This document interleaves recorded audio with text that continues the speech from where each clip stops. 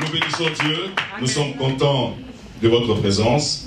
Ce dimanche, comme l'avait dit tout à l'heure, c'est un dimanche de fête. Amen. Nous célébrons Dieu par nos louanges, nous célébrons Dieu par nos prières et nous célébrons Dieu par la puissance de la parole. Amen. Dieu n'a pas créé le monde par la prière, Dieu n'a pas créé le monde par les jeûnes, il a créé le monde par la parole. La parole déclare, au commencement était la parole est avec Dieu, la parole était Dieu. C'est-à-dire qu'à chaque fois que l'homme écoute la parole, il y a Dieu qui vient vers toi. Dans Apocalypse chapitre 3, verset 20, il dit, je me tiens à la porte, je frappe. Si quelqu'un entend ma voix et ouvre, j'entrerai. Je n'ai jamais vu quelqu'un de si poli comme Dieu. La chose lui appartient, mais il demande ta permission. Comme il te l'a déjà donné, tu deviens propriétaire. Mais c'est lui le maître et le créateur. Amen. Avant d'entrer dans sa propre création, il demande d'abord la permission. Quelle politesse, alléluia. Amen. Nous avons un Dieu plus qu'un gentleman. C'est pourquoi on l'appelle le plus beau d'entre 10 000. Dans les hit parades des bogards, lui c'est le plus beau. Le plus beau. Quand on parle de la beauté, ce n'est pas le fait que... Non. On parle de la beauté, de la bonté, de la grâce. C'est-à-dire qu'il n'y a personne qui perd comme ces dieux-là. Il pardonne même si c'est que tu as menti. Amen. Il te pardonne. Hein? Tu vas, frère, tu fais des dièses, mais tu pries, il te fait grâce quand même, tu as les papiers. Un Dieu bon, si bon, si bon, si bon. C'est ingrat de la part de l'homme de ne pas croire en ces dieux-là. Parce qu'il n'y a personne qui peut faire des choses comme lui. Amen. Depuis un temps, nous sommes en train de parler sur les dieux multidimensionnels. Nous avons commencé, n'est-ce pas, avec Abraham, n'est-ce pas? Nous avons été voir le chapitre 14e du premier livre de la Bible qui s'appelle Genèse. Le livre de Genèse, on peut aussi le qualifier de livre des commencements. Parce que tout est parti de là, tout a commencé là, tout a vu le jour là. L'histoire de la création, l'histoire de l'homme, l'histoire du péché, l'histoire de la rédemption, tout ce que nous pouvons découvrir dans ce monde a pris son origine dans Genèse. Et le livre de Genèse, curieusement, a été donné à un homme qui s'appelait Moïse. Moïse, c'est l'auteur, l'écrivain du livre de Genèse. Je pense que pendant les 40 jours qu'il a passé sur la montagne, Dieu lui a révélé pas mal de choses. Non seulement il a reçu les lois, les commandements, mais aussi Dieu lui a ouvert une porte de la révélation pour que cet homme comprenne les choses cachées. Il a vécu après Adam, mais il a reçu la révélation de ce que Adam était, de ce que Adam avait fait. Moi, je pense qu'avec Dieu, on n'est jamais en retard. Même si les hommes croient être arrivés, nous les rattraperons et nous les dépasserons. Parce que celui qui croit être arrivé n'avance plus. Dans ta vie, ne te dis jamais que je suis arrivé. Oh, je suis devenu français. Oh, je suis arrivé. Non. Vise toujours haut. Vise toujours loin, parce que Dieu n'est pas fatigué. Nous savons très bien que Dieu a créé le monde pendant 6 jours, et le 7e jour, il s'est reposé. Mais quand Jésus arrive, Jésus dit, mon Père agit jusqu'aujourd'hui. Dieu ne connaît point de repos. Il se repose par rapport à certaines choses, par rapport au salut par exemple, il se reposait. Mais par rapport à la vie de tous les jours, Dieu n'est pas en repos. Dieu n'est pas en repos dans ta vie parce qu'il n'a pas encore fini son histoire avec toi. Il n'a pas encore accompli tout ce qu'il a déclaré sur ta vie. C'est pourquoi la Bible déclare que Dieu est la force qui se trouve derrière sa parole pour son accomplissement. J'aime toujours dire que Dieu ne veillera jamais à l'accomplissement des paroles des hommes. Ils peuvent se moquer de toi, t'injurier, t'insulter, te maudire. Si Dieu n'est pas la force qui se trouve derrière leurs paroles, rien ne pourra jamais t'arriver. Dieu demeure la force qui se trouve derrière sa propre parole. Parce que sa parole, c'est lui-même. On peut dire amen bien. Et nous avons dit ceci que Abraham n'avait pas appris à combattre, mais curieusement, avec Dieu, il a remporté la victoire sur un roi qui était maître de 5 autres rois. Au chapitre 14, à partir du verset 14, la Bible nous fait comprendre qu'un fouillard viendra dire à Abraham que ton neveu Lot est en captivité. Excusez-moi de déraper, parce que nous n'avons pas le temps. Tout le monde me comprend? Voilà. Donc, ce monsieur venu dire à Abraham que ton neveu Lot est en captivité. Si tu ne fais rien, ton neveu sera mort. Et nous avons dit ceci, que la grâce que Lot avait, c'était d'avoir été à côté d'Abraham. Tous ceux qui sont à côté de nous, même si on est pauvre, mais le fait que tu sois à côté de moi, il y a une grâce qui vient sur toi. Quand les sorciers veulent t'envoûter, le fait seulement que mon parfum spirituel recouvre ta vie, les sorciers ne pourront pas t'atteindre parce que ceux qui vivent avec les sages finissent par devenir sages. Amen. Quelqu'un veut dire amen bien. Amen. Et nous avons dit comparativement à David. David, il a appris à combattre parce que dans Psaume 18, verset 35, la parole fait comprendre que Dieu est... David lui-même reconnaît que Dieu exerce ce droit à la bataille. Et, n'est-ce pas? tu exerces mes mains au combat et mes doigts à la bataille. C'est tout à fait normal pour David de combattre parce qu'il a terrassé l'ours, il a terrassé l'ours, le lion, il a tué Goliath. Lui, c'est un guerrier. David, tu joues avec lui, il te tue. C'était un guerrier de l'Éternel. Mais curieusement, nous avons compris ce truc que la qualification dans la vie ne dépend pas de tes diplômes. Même si on doit encourager les gens à étudier, mais ne pense pas que tu seras qualifié dans la vie parce que tu as beaucoup étudié. Nous, on a vu ça en Afrique, des licenciés en droit qui te parlent en français, mais vendeurs de braise. Tu arrives au marché, tu regardes les légumes là, tu veux l'insulter en français, il te répond un bon français, pas les français de la maison, mais les français de l'école. Tu dis, mais oh là là, monsieur, eh ben je m'exprime bien. Oh, mais tu fais quoi ici?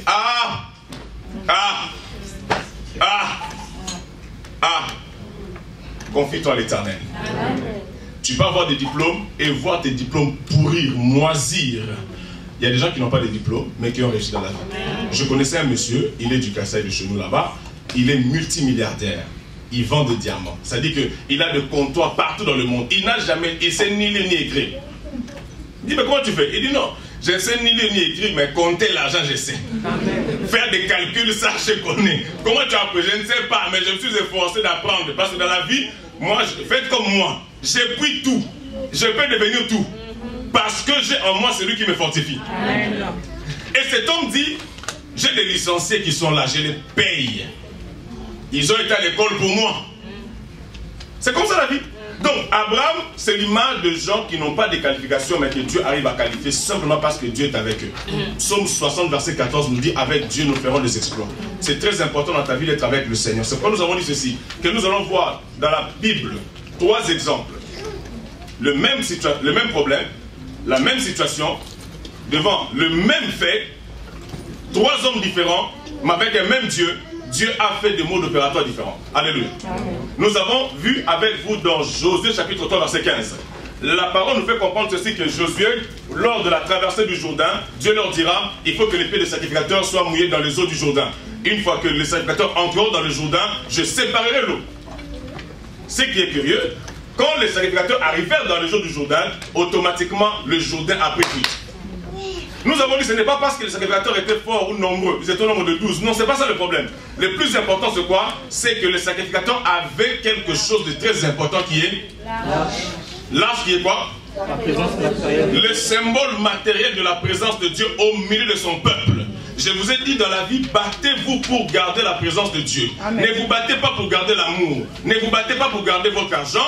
Les gens ont des garde-robes, des garde-meubles, des gardes de nourriture, des gardes à manger. Il n'y a pas de garde à manger ici en Europe. Nous en Afrique on avait des gardes à manger, des gardes à manger, tout ça, tout ça. Je me rappelle encore ma tante, une fois, elle est revenue du travail, c'était à Boma là-bas. Elle était en mission, elle arrive la nuit, elle demande où est ma nourriture. On dit mais va voir dans les gardes à manger. Dans garde à manger, va voir dans garde à manger là-bas, tu verras la nourriture. Elle arrive dans garde à manger. Garde à manger. Donc ça doit garder le manger. Mais elle arrive là-bas la nuit, elle prend, tu sais la main au souper, j'avais oublié la bouche, n'est-ce pas? Même dans la nuit, elle a commencé à manger, Mais là, elle a mâché un truc. Oh, soyez là s'il vous plaît. Il n'y a rien de grave. Elle n'a pas mâché un serpent. Mais pendant qu'elle mâchait, elle leur a posé la question. Vous avez mangé quoi aujourd'hui?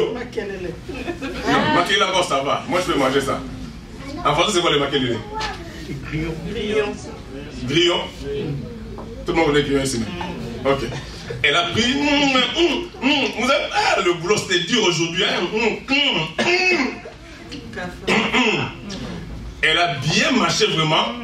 Et tu sens, tu vois le reste quoi. Elle leur pose la question maintenant. Mais qu'avez-vous préparé aujourd'hui? Mais la viande là, elle est un peu... Il dit, il n'y a pas du sel on dirait, il y a du sel dedans. Il dit, mais on dirait que... Il dit, c'est quoi la nourriture en question? Il dit, non, on a pris la viande aujourd'hui. Oh, mais moi j'ai mâché quoi? Bon, excusez-moi, c'est entre nous, non? C'est entre nous, vous avez vu la chute un peu. Quand on dit, tu as mâché quoi? Donc il y a le reste qui se trouve ici, il y a le reste là. Il dit, elle va chercher la lampe de tempête, tout ça. Et regarde, cafard, un gros cafard en plus, les cafards du village. Tu vois, garde manger, ça n'a pas gardé de manger. Mais le plus important pour toi, cherche à garder la présence de Dieu. Mon ami, si Dieu est dans une vie, Même si tout le monde t'abandonne, si le Seigneur est avec toi, mon ami, tu feras des exploits. Bats-toi. Vous savez, les gens se battent pour garder l'amour. Tu fais des dons à quelqu'un pour que la personne ne parte pas. Je vous ai dit ceci, tout ce que nous faisons, n'est-ce pas, par peur, Job 30, verset 25 nous dit, Job 3, 25 nous dit quoi? Ce que je crains m'arrive. Ce que tu redoutes t'atteindra. Tu ne peux pas soudoyer quelqu'un. Tu ne peux pas supplier l'amour. Vous savez, dans la vie, si quelqu'un ne t'aime pas, il ne t'aime pas. Il y a des choses, tu peux faire tout ce que tu veux. Si ça ne passe pas, ça ne passe pas. Oh non, prends un peu, hein. Tu restes affamé 3 jours parce que tu voulais seulement qu'il ne parte pas. Et tu vas voir que l'amour, pour que l'amour reste toujours le soi-disant amour, tu vas finir par voler un jour. Cherche à garder la présence de Dieu. Dieu t'aime inconditionnellement. Dieu t'aime en dépit de tes péchés, de tes fautes, de tes erreurs. Les gens peuvent t'abandonner parce que tu sens mauvais, tu n'as plus d'argent. Je vous ai raconté l'histoire, c'était un fils du président. Mais le monsieur, puisqu'il n'était plus le pouvoir, il me dit, j'attends entendre même une sonnerie dans une journée. Mon téléphone ne sonne plus. Alors que j'étais fatigué des coups de fil. Mais aujourd'hui, comme les gens ils savent que je ne peux rien leur apporter, ils ne m'appellent plus. C'est pourquoi moi je suis très fâché contre les gens qui m'appellent pas. Alors que je les appelle tout le temps. On vous écrit tout le temps, c'est pas gentil. Vous savez, c'est vrai. Tu ne peux pas savoir le bien qu'un texte peut faire à quelqu'un. Ce n'est pas que tout le monde a des problèmes, mais si dans la vie tu ne représentes rien pour quelqu'un, tu peux le savoir seulement par les coups de fil. Une personne qui t'appelle pas souvent, c'est que tu n'as pas du prix à ses yeux. Surtout si vous êtes proche. C'est pas l'évangile, hein? C'est un constat. Voilà, n'allez pas vous embrouiller dans la vie après. Alors, je reviens à mon message pour dire que l'arche de Dieu avait 3 éléments. Le premier, c'était quoi? L'étape de la loi, qui était le symbole de la parole de Dieu qu'on appelle le Logos. Deuxièmement, nous avons vu la manne, qui est l'image de la révélation, et il y avait le bâton d'Aaron qui avait fleuri, qui est l'image de miracle. C'est-à-dire que lorsque Dieu est présent quelque part, il y a ces 3 éléments. Il y a la parole de Dieu en permanence, en abondance. L'apôtre Paul dit que la parole de Christ habite abondamment en vous. Il y a la révélation. Cette révélation est claire.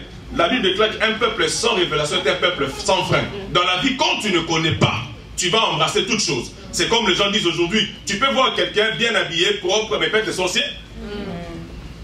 Comme on ne vit pas avec l'esprit des soupçons, on ne sait jamais, on ne sait jamais. Moi, je m'attache à celui qui connaît tout. Amen. Il a un service de renseignement très avancé. Il connaît l'issue de toutes choses. Quelque chose peut bien commencer et mal finir. Quelque chose peut mal commencer et bien finir aussi. Donc je m'attache à Dieu parce qu'il est le chemin. Nous avons dit c'est qui le chemin? Le chemin, c'est la voie par excellence qui aboutit à quelque chose, une issue certaine. Il est la vérité. C'est quoi la vérité? Nous l'avons défini comme étant la vraie version de choses. Jésus est la vraie version de choses. Pour un mariage heureux, tu dois avoir Jésus. Pour être bien dans la vie, tu dois avoir Jésus. Il est la vraie version de choses. Ce n'est pas que pour que tu te maries, ton ventre doit tout être dehors. Non! Tu n'attireras que les gens de même espèce. Parce qu'un pain qui est resté à la boulangerie la nuit, qu'on a sorti le matin, qui n'a pas été vendu, qui reste là jusqu'à 17 h, ce pain sera au rabais.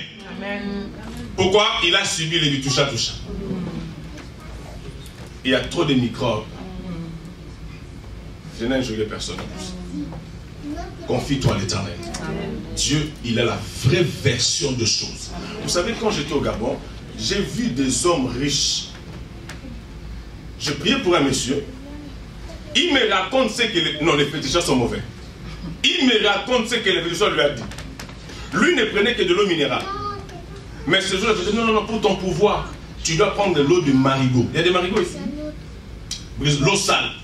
Il dit en plus, l'eau sale. Tu vas manger la nourriture qui va rester chez moi. Regarde un peu la maison des féticheurs. Mon ami. C'est bizarre, il y a des toiles d'araignée. Il dit non, les esprits aiment, c'est normal, ils aiment la saleté parce qu'ils sont sales. Ce sont des démons, l'esprit des ténèbres. Le monsieur a mangé. J'ai dit après tu as eu quoi? Il dit je n'ai rien eu. J'ai dit c'est ça le diable. Le diable n'a pas la vraie version de choses. Tout ce qu'il présente aux hommes, c'est la fausse version de choses. Amen. Tu crois que tu n'avances pas parce que tu n'as pas ce que tout le monde a. Mais le diable te ment. Si dans le programme de Dieu, Dieu il a prévu que tu souffres pendant 10 ans, et à la 10e année que les choses changent, Tout le monde qui te dit que tu souffres et que tu dois abandonner Dieu, ils n'ont pas la vraie version des choses. Amen. Ils ne connaissent pas la vérité. Il n'y a que Dieu seul qui connaît la vérité sur ta vie. C'est pourquoi dans Jérémie 29, verset 11, il dit, je connais. Il n'a pas dit nous connaissons. Il n'a pas confié ça à ton père, ni à ta mère, ni à tes amis et connaissances. Tout celui qui se moque de toi, il ne connaît pas ce que Dieu connaît sur ta vie. Amen.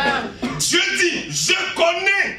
Il n'a pas dit nous connaissons. Vous connaissez, ils connaissent. Non, il dit je suis le seul détenteur de la vraie version de choses sur ton identité. Amen. Prends un iPad, va le charger avec un chargeur chez les Chinois là-bas. Ça ne marchera pas. Parce que l'iPad se connaissent entre eux. Oh, je mets des amènes, s'il vous plaît.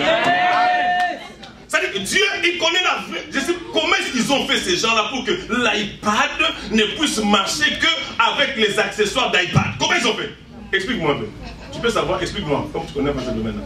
Non, hein? En fait, c'est juste la sécurité matérielle. Ils identifient par ce qu'on appelle le code IME ou le code MAC.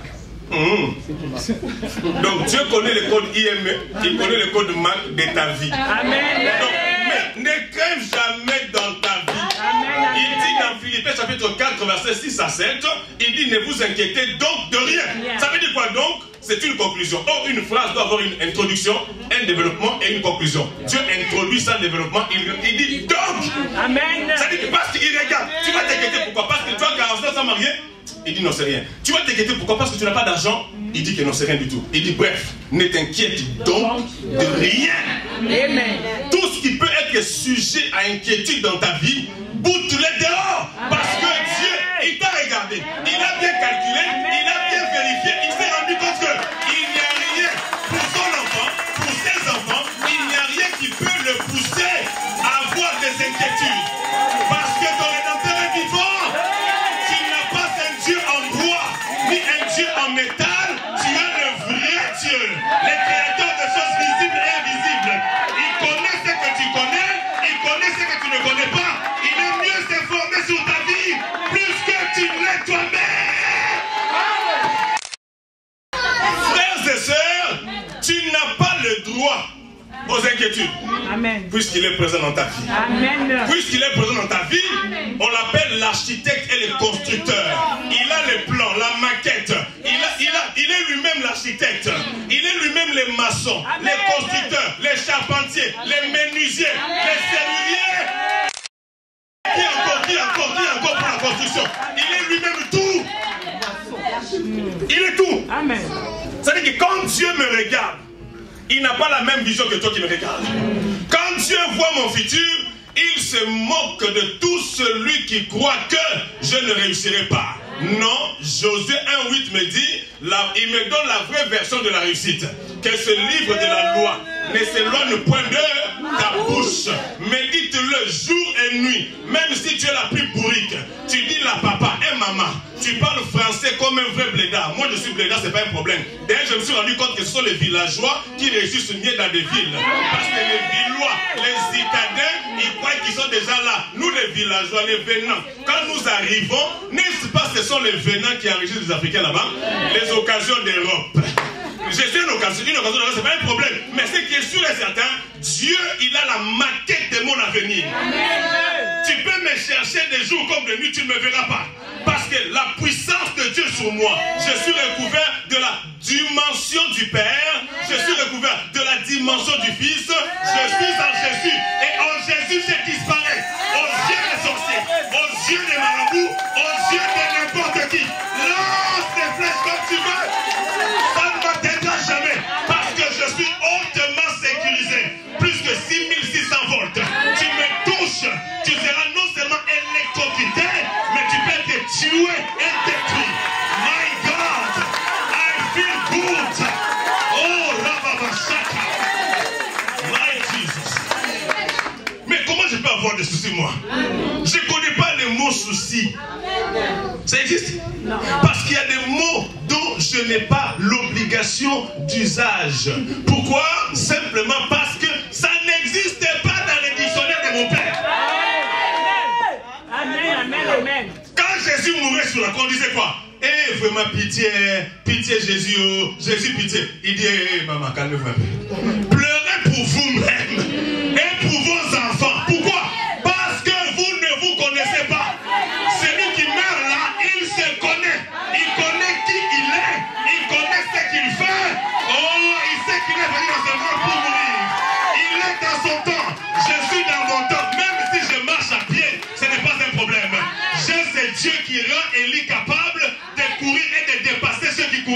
rendez-vous. Je ne suis pas en retard. Non. Prêche. Est-ce que tu peux dire la même bien? Dis je crois. Je crois que ces choses m'arrivent. Au nom de... Mon ami, tu perds le temps, rester à la maison. Alléluia. C'est quoi une inquiétude? Une inquiétude n'est rien d'autre que la méditation scientifique, schématique, diabolique de ce que le diable t'a dit. C'est vrai. Dieu n'a jamais parlé et les hommes ont été inquiets. Ton médecin te dira, tu sais, le sida, c'est une maladie. Nous sommes en train de chercher, franchement, de faire un effort pour que Dieu n'a pas besoin de te faire un séminaire pour te guérir. Non, s'il te plaît. Entre nous soit dit, Dieu n'a pas besoin de faire un séminaire pour te guérir. C'est vrai. Quelqu'un m'a écrit un texto l'air, c'était hier ou avant-hier. La lipomie vagale. Lipotomie? Lipo quoi? J'ai dit, tout va-t-il bien? Il dit, ben oui, ça va, sauf une lipotocomie. Vagal, ça veut dire même quoi? Vague ou quoi? Bon, on va demander à maman de nous expliquer. C'est quoi la lipotomie vagale? Lipotomie vagale. Bon, elle connaît ça, oui. C'est un sexe passager où tu gardes connaissance. Voilà. Vagale. C'est vague en plus. Tout ce que la médecine dit est vague. Parce qu'aucun médecin n'avait assisté à ta création. Ils sont intelligents venant de Dieu, on accepte. Mais si son verdict ne me plaît pas, je dis non. Parce que, attendez, si Dieu nous donne le pouvoir de refuser une prophétie venant de lui, a fortiori les diagnostics des médecins, je vais encore insister. Si Dieu me dit, tu peux refuser une prophétie venant de moi, et le verdict des médecins, je répète encore, si Dieu me dit, tu peux refuser une prophétie venant de moi, a fortiori les diagnostics des médecins, je peux le refuser.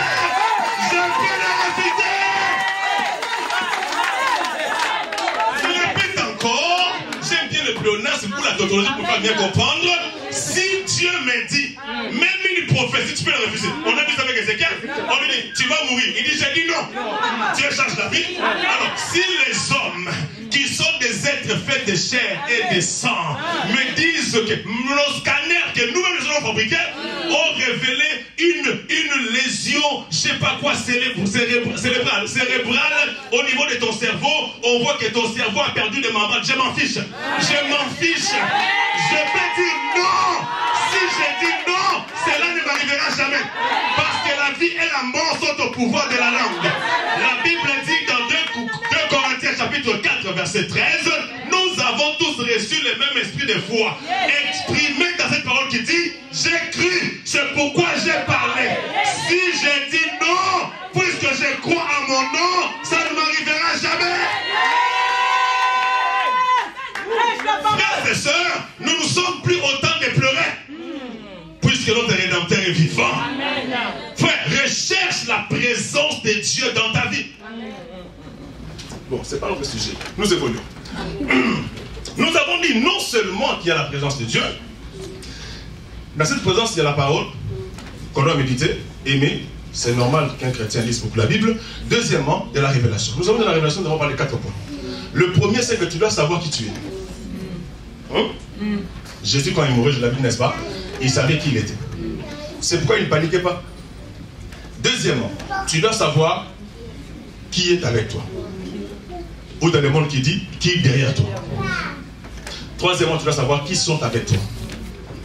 Quatrième point, nous avons dit, ça c'est le point. Amen. Les points. Yes. Nous allons bien mariner ça encore. Amen, amen. Je sens des frissons à l'esprit. Amen. Amen. Alors je dis ceci que tu dois savoir ce que tu as. Alléluia. Avant d'évoluer aujourd'hui, j'aimerais vous faire comprendre ceci. Oh Jésus. Que je prenne dans quelle langue pour que les enfants comprennent, Seigneur. Ça dit que la valeur de ce que tu as dépend de la vision que tu t'en fais. Ça va jusque là. Un couteau entre les mains d'un assassin, ça devient une arme blanche. Mais tu prends le même couteau qui vient de tuer, de verser le sang, tu le donnes à une maman. Ce même couteau-là va couler le sang, mais pour manger. Donc, le plus important, ce n'est pas forcément la qualité de ce que tu as, mais c'est la vision que tu te fais de ce que tu as. Amen. Tu prends un bâton en Afrique, tu donnes ça à un papa, un shérif, un Django. Ce papa va être dans la joie parce que tu as donné un fouet pour ses enfants. Hein, il va les chier. Il dit, hé, Ngondo, vous avez vu? Est-ce que tout le monde a vu? Okay. Je sais parler de ce papa qui disait, il a mis 10 commandements dans sa maison. Premier commandement, le papa a toujours raison. Après, il y a 2, 3, 4, 5, 6, 7, 8, 9. Arrivé au 10e commandement. 10e commandement. Donc, il y avait 2 commandements qui étaient intéressants, importants à retenir. Le premier et le dernier. Le 10e disait quoi? Pour tout ce que je viens de dire là, si vous avez des doutes, référez-vous au premier commandement. Qui dit? Bref, l'histoire la plus simple. Papa, tu m'as dit pourquoi? Et réfère-toi au premier commandement. Donc, le papa sera dans la joie parce qu'il a une chicotte. Mais tu prends le même bâton, tu le donnes à un sculpteur, n'est-ce pas? Ce bâton-là, qui a fait pleurer les gens, ce bâton va donner la vie aux gens. Amen. Il va transformer le bâton, le même bâton qui était fouet. En fait, le bâton est devenu fouet parce que le papa, en regardant le bâton, ça c'est un fouet. Vrai ou faux? C'est pourquoi Dieu dit à Adam, nomme les animaux. Quand Adam regarde les lions, il dit, toi tu as lion, lion, lion. Toi, éléphant. C'était du boulot. Il y a combien d'animaux dans ce monde? Ne parlons même pas d'espèces. Hein? Tu me diras qu'il y a des carnivores, il y a des herbivores, il y a des nyonsovores, il y a aussi des nyonsovores, ceux qui mangent tout. Parce que même au Congo, même les chiens mangent la glace. Hein? Les chiens sont devenus toutouvores. Toutouvores. Ou toutivores. Ils mangent tout. Tu lui donnes la glace, il mange. Tu vends le papier, il mange. Ah! Il dit, ah papa, on n'a pas le choix. On n'a pas le choix, quoi. Tu fais des fiers, tu vas mourir. Il dit, nous on mange tout maintenant, papa, tout. Nous on mange tout. Papier, cadenas, si mes dents sont fortes, je casse les cadenas. Je mange tout. Le plus important, c'est que ça passe là. Mais Adam, il les a tous nommés. Toi, lion. Toi, zèbre. Toi, antilope. Quand il regarde antilope, il dit antilope. Les gens se moquent trop de toi, antilope. Ils pensent que tu es maigre parce que tu ne manges pas bien. Alors c'est ta nature. Il dit, ah, tu deviens antilope, tu seras très rapide. Même maigre, tu seras très rapide. C'est pourquoi les gens maigres sont très rapides aussi. Amen. Bon, bref. Ça dépend. Mais moi, j'ai vu ma mère courir plus que mon père. Ma mère, elle doit avoir des 100 kilos. Hein. Mais quand elle courait plus. À l'époque des affaires là, c'est sauf qu'il peut. Je la voyais elle courir, elle me fait des... Bon, voilà. Donc, tout dépend de la vision que tu te fais de ce que tu as. Amen. Ta vie ressemble à la vision que tu as de ta vie. Amen. Vous savez qu'il y a des gens qui sont tellement sûrs d'eux. Excusez-moi, je n'instruis personne. Hein. Mais quand vous les regardez comme ça, pour qui c'est pas? Il n'est même pas bon. Mais tu vois la façon dont la personne marche. Elle marche avec une assurance. Waouh, un truc de normal. Et vous allez remarquer avec moi que les gens qui parlent pas bien français parlent tout en français. Tu l'exprimes là. Non, mais tu vois. Ah ben, c'est un truc de pas possible. Hein. Moi, parti venir là-bas, bon, tu dis quoi? Parti venir. Tu sais quoi juste? Tu es partout, tu es venu. Parti venir, arrivé, directement, chose là, il n'y a pas d'article. Il n'est pas là. Il parle. Moi, j'aime des gens comme ça. Il se fiche de tout ce que vous allez dire. Et vous allez vous rendre compte dans la vie, les gens qui n'ont pas souvent égard au racontage aux choses des gens, ils avancent. Amen. Ah oui? Donc, nomme, la vie et la mort sont au pouvoir de la langue. Tout dépend de ce que tu as comme vision. Amen. Sur ce que tu possèdes. Je me suis levé un matin, j'ai dit non. Moi, je pense que je peux devenir écrivain. Et j'écris des livres chaque semaine. Chaque semaine. Donc si je me dis, Seigneur, je n'écris plus. J'ai au moins 52 ans de présence littéraire. S'il faut sortir un livre chaque année, j'en ai 52. Déjà écrit. 52. Tu t'imagines un peu? Donc, je commence à dire, mais bon, quand Dieu agit, laisse-le agir aussi. Parce qu'on ne sait jamais. Dieu m'a déjà fait la promesse qu'un de mes livres me donnera la force de lui acheter un immeuble. Amen. Donc, je continue. On ne sait jamais. Alléluia. Et j'ai dit bientôt je ferai des tableaux parce que j'ai perdu ça de vue, mais c'est revenu encore ce jour-ci. Seulement Albert Camus là. Je t'inviterai. Tu viendras, tu verras mes tableaux. Mes tableaux, tu me poseras la question, ça veut dire quoi? J'aurai toujours une explication, un sens. Parce que les tableaux dépendent de celui qui l'a peint. Vous savez qu'il y a des tableaux qui sont bizarroïdes. Hein? Il n'y a pas de tableaux ici. Tu vas voir. Tu vois, hein? Un truc comme ça là. Et toi, tu vois le nom du tableau, Wings. C'est quoi? Non, tu vois, c'est comme la vie. La vie, souvent ça n'a pas de sens. Donc je peins. Et vous vous venez. Ah ouais. Donc en fait, ta vie à toi, les gens se moquent de toi parce que toi-même déjà tu te moques de toi. Les gens ne te calculent pas parce que toi-même tu ne te calcules pas. Avec quand une personne s'approche d'une personne qui est sûre d'elle-même, même si elle veut t'envoûter, même si elle veut t'embrouiller, elle sent une muraille. Amen. Tu es convaincu de ce que tu es. Amen. Donc aujourd'hui, nous avons dit ceci, nous avons le nom de Jésus. Amen. Nous avons expliqué vendredi que dans Luc chapitre 1, verset 71, la parole dit ceci, qu'un sauveur qui nous délivre de la main de nos ennemis d'abord, et de la main de ceux qui nous haïssent. Nous savons ceci, on pouvait dire de main de ceux qui nous haïssent, mais pourquoi est-ce que nous disons, pourquoi est-ce que la parole déclare de la main de ceux qui nous haïssent? Parce que les gens qui te haïssent travaillent en association. Dans le monde, on nous apprend que lorsque vous avez un ennemi commun, si d'ennemis que vous étiez, vous risquez de faire quoi? Faire alliance. On a vu ça dans les communales. Les partis socialistes, on injurie tout le temps les gens de l'EPN, c'est quoi? Front National. Vous allez voir qu'il y a des alliances souterraines, on dit UDI, Modem, des trucs comme ça là, mais ils n'aiment pas. Mais puisqu'ils ont un ennemi commun, un adversaire commun, parce qu'en politique on parle plus d'adversaire, ils s'unissent. Dans la vie aussi, nous avons dit ceci, comme les démons ne peuvent pas nous atteindre directement, ils font quoi? Ils ont besoin d'éléments matériels, de la matière. Ils peuvent passer par les hommes, par la haine, par la jalousie, pour faire quoi? Pour mener à bien leur entreprise. Mais nous avons Jésus. Amen. Moi, j'ai dans la vie, ne perds pas ton temps à chercher à connaître qui t'aime et qui ne t'aime pas. Toi, aime les gens. C'est une obligation. Amen. Tu dois aimer les gens. Jésus dit, tu dois prier même pour ceux qui te persécutent. Mais ne continue pas à me persécuter parce qu'après, je vais prier pour toi. L'esprit va dérouter la prière et voilà. On dit prie pour vos ennemis. Prie pour tes ennemis. C'est très important. Pourquoi cela? Parce que lorsque tu t'attardes sur ce que les gens font contre toi, tu deviens directement distrait. Savez-vous que le temps que tu perds, bon, comme j'ai dit vous, savez-vous que le temps que vous perdez à réfléchir, on m'a dit ça, on a dit ça, on m'a parlé comme ça, on m'a tout ça, le Saint-Esprit peut vous parler pendant ce moment-là.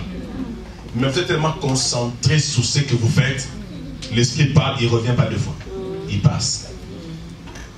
Pendant ce temps, celui qui t'a injurié, il est en train de manger sa semoule, il est en train de regarder la télévision, il est au travail, il se distrait. C'est pourquoi la Bible dit, ne prête pas attention à tout ce qui se dit, de peur d'entendre ton domestique te maudire en face. Que peut dire amen, hein? Amen. Que Dieu nous aide à être fort dans l'esprit, en esprit, et à rester attaché à Dieu. Jésus est là pour nous délivrer. Et nous avons dit encore ceci, que lorsque Siméon parlait, Siméon a dit, cet enfant est venu, il est né pour faire quoi? Amener une chute et le relèvement de beaucoup plutôt, pas de tout le monde, mais de beaucoup. Et non seulement il y a cela, on dit encore quoi? Il y aura la contradiction. Et enfin, à toi, une épée te transpercera l'âme afin que les pensées de plusieurs soient dévoilées. J'aurais aimé en parler, mais comme on n'avait pas filmé, c'est pas grave, on va seulement suivre les enregistrements. Nous avons compris beaucoup de choses, qu'il peut y avoir des confrontations au niveau de famille, au niveau du quartier, au niveau des amis et connaissances. Parce que souvent, quand on ne parle pas le même langage, on a des fois du mal à se comprendre. J'ai toujours dit qu'il y a une différence entre la langue et le langage. Le langage, c'est l'esprit de la langue. C'est la compréhension qui est cachée dans les mots que nous prononçons. Ça va jusque-là? Parce que on a vu des sourds, on a vu des aveugles tomber amoureux des gens qui voient. Dis-moi, comment est-ce qu'un sourd muet peut aussi aimer quelqu'un? Hein? Toi, tu as des oreilles, tu as la bouche pour parler. Mais celui qui vit avec toi ne parle pas. Il ne te voit même pas. Les gens mal intentionnés te diront, non, tu sais, l'amour, c'est les paroles. Hein? Tu vois, c'est pas comme ça. Ah, c'est quand même important qu'on te dise quelque chose, non? Mais tu vas voir que si tu rentres en eux, tu vas te rendre compte qu'ils se comprennent même mieux que nous qui parlons là. Ils ont développé en eux certaines capacités qu'on ne peut pas expliquer. Parce que l'amour, ce ne sont pas les sentiments. L'amour, ce ne sont pas les yeux. Ce n'est pas la bouche. L'amour, c'est invisible. C'est au fond de l'homme. C'est que si tu commences à expliquer l'amour, c'est que c'est les sentiments. L'amour, on ne l'explique pas. L'amour, on ne le ressent même pas. L'amour, on ne le sent pas. L'amour, on le vit. On parle français, non? Bon, je vous laisse le développement à la maison. Aujourd'hui, nous passons à autre chose. Toujours concernant le nom de Jésus. J'aimerais qu'on lise ensemble Jean. Je vais juste introduire aujourd'hui. Et nous allons continuer ça mardi et vendredi. Dimanche, nous aurons un visiteur qui nous vient d'Angola. Jean chapitre 1. Nous allons lire ensemble à partir du verset 45. Philippe rencontra Nathanaël et lui dit, nous avons trouvé celui de qui Moïse a écrit dans la loi et dont les prophètes ont parlé. Jésus de Nazareth, fils de Joseph. Nathanaël lui dit, peut-il venir de Nazareth quelque chose de bon? Philippe lui répondit, viens et vois. Alléluia. Nous avons dit ce que tu as, c'est le nom de Jésus. Premier point, qui es-tu? Tu dois apprendre à te découvrir toi-même. Connais-toi toi-même, c'est très important. Se connaître est très important. Celui qui connaît son identité, personne ne peut le bouger. Deuxièmement, tu dois savoir qui est avec toi. Dieu est avec nous. Nous avons dit que là, on a parlé des trois dimensions, n'est-ce pas? Dieu sur moi, c'est l'onction du Saint-Esprit qui me recouvre. C'est la plénitude, plutôt le recouvrement de la puissance, le revêtement de la puissance. Deuxièmement, Christ en moi me donne l'espérance de la gloire. Troisièmement, nous avons dit que Dieu est avec moi. Dieu marche avec nous, il est en compagnie de nous. Nous sommes partis dans Daniel chapitre 3, verset 24 à 25, où il était question de Shadrach, Meshach et Abednego. C'est trois personnes qui sont rentrées dans le feu seules.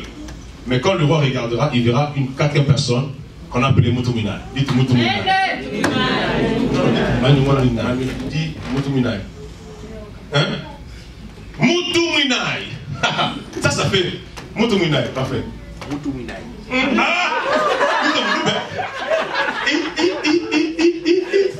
Tu as même prononcé ça plus que moi. Réponds encore. Mutuminai. Le quatrième homme. L'homme invisible mais qui se laisse visibiliser par ses œuvres. Il est toujours là. Et je suis accompagné. Je n'ai pas dit que je suis en compagnie. Je suis accompagné. Parce que celui qui est avec moi, il n'est pas seulement avec moi, il est en moi. Il n'est pas seulement en moi, il est sur moi. Donc, tu peux m'attaquer de où tu veux. Tu ne pourras pas m'atteindre. je suis bien sécurisé, bien protégé. Amen. Moi, ça me fait honte de voir des chrétiens avoir peur des sorciers. Non, moi j'ai dit, nous, les sorciers ont préparé pour nous. Nous avons mangé, nous avons bu la soupe. On a lessivé, on dit je vais céder, lessivé. On a nettoyé la vaisselle avec les pains, comme les Français. Ça ne nous a rien fait. À cause de celui qui est en nous. Ici, on nous parle de Jésus. Une fois de plus, nous parlons du nom de Jésus. Amen. Vous savez, le nom est évocateur d'une personne. Il y a ce qu'on appelle des noms propres et des noms communs. Le nom commun, c'est un nom d'usage commun. Mais le nom propre, c'est un nom d'usage personnel et particulier. Le nom de Jésus n'est pas un nom commun. C'est un nom propre. Ce nom propre est un nom propre de la divinité. C'est le nom propre d'un divin, d'un Dieu fait chair. Jean chapitre 1 verset 14 nous dit, et la parole se fait chair. Elle a habité au milieu de nous. Nous avons contemplé sa gloire comme la gloire du Fils unique venu du Père. C'est-à-dire que la parole qui était au commencement avec Dieu, qui était avec Dieu, cette parole s'est personnifiée. Cette parole a pris la chair. Cette parole est venue habiter parmi les hommes pour participer aux souffrances des hommes. Parce qu'on ne peut pas sauver une personne tant qu'on n'est pas rentré dans sa souffrance. Il fallait que Jésus prenne part à toutes nos souffrances, à nos difficultés. C'est-à-dire que Jésus soit aussi tenté, qu'il soit en face d'une tentation, qu'il voie et qu'il ressente les mêmes ressentis que nous. Ce qui est intéressant, c'est que Jésus, il n'a jamais péché. C'est pas une bonne nouvelle ça. Amen. Nous avons un sauveur sans tache, ni ride, ni rien de semblable. C'est-à-dire que Jésus a vécu parmi les hommes riches. Il ne les a jamais escroqués. Jésus pouvait être un faux prophète parce que ses prophéties étaient vraies. Il regarde la femme samaritaine, il dit, maman, ça va? Ouais, tranquille. Il dit, écoute, donne-moi de l'eau. La femme lui dit, tiens, quelle eau? Dans son cœur, il se disait, bonsoir, quand même poli, on ne sait pas, hein. Comme Jésus était beau gars, et il sentait bien. Jésus, quand on dit qu'il était pauvre, il était pauvre à la croix. Jésus s'habillait, mes frères, terriblement. Jésus avait des tuniques au point que quand il est mort, les gens ont dit, la tunique là, il faut qu'on se la dispute. Parce que Jésus ne portait pas n'importe quoi. Une tunique sans couture. Hein? Tu connais ça toi? As-tu déjà porté un habit sans couture? Sans couture? C'est-à-dire que Dieu lui-même les lui cousait. Les lui cousait. Les lui cousait. Répondez non. Dieu lui-même était les vrais Djani de son fils de Jésus. Quand Jésus marchait, les gens étaient dans l'admiration. Mon ami, un homme qui avait toutes les raisons possibles pour être orgueilleux, mais il était humble. Toutes les raisons possibles pour être servi, mais c'est lui qui servait les autres. Toutes les raisons possibles pour être un aventurier. Il y avait des prostituées autour de lui. Il y avait des femmes autour de lui. Jamais Jésus n'a péché. Pourquoi ne pas suivre un tel homme, Seigneur? J'aime Jésus. Amen. Avoir un sauveur comme ça, c'est une garantie dans la vie. Une garantie dans la vie. Et la parole nous fait comprendre ceci. Il a vécu comme ça pendant 33 ans. Frère, 33 ans. Sans péché, mais c'est possible. Parce que les hommes pêchent en parole. L'église catholique nous avons ça, non? Nous avons péché en parole, en pensée, en omission, par action. Donc 4 dimensions, 4 modes opératoires de péché. Si tu rates la mauvaise pensée, bon, toute mauvaise pensée n'est pas péché. Vous savez ça, non? N'est-ce pas? La mauvaise pensée devient péché lorsqu'on l'accepte. Bon, là on connaît déjà. Si tu pêches en pensée, par action. Tu pêches par action, on dit par omission. Attends, comment on peut pécher par omission? Tu dis à un Sénégalais, que viens-tu de manger? J'ai même fait une chanson sur ça, une chanson sur tout ça.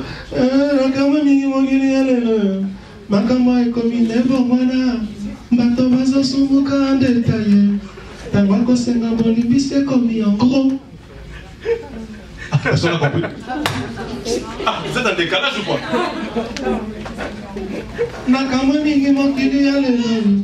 Makambo est comme une ebomana. Batobazo sumuka en détail. Tamako c'est lycée comme un grand. On a compris? On pêche en détail. Mais quand vous demandez pardon, Seigneur, pardonne-moi, j'ai péché en pensée. Dis la pensée en question. Tu vas dire à un Sénégalais, que viens-tu de manger? Il dit, je ne sais pas. Ah, alors qu'il mange des tchéboudjen. Il ne connaît pas le tchéboudjen. Si tu dis, je ne sais pas si je viens de manger, il ne veut pas te dire. En plus, nous mentons, nous demandons pardon en mentant encore. Donc nous accumulons péché sur péché. Jésus n'a jamais péché. Ici, on nous dit ceci, que lorsqu'il arrive, Nathanaël commence à parler de Jésus.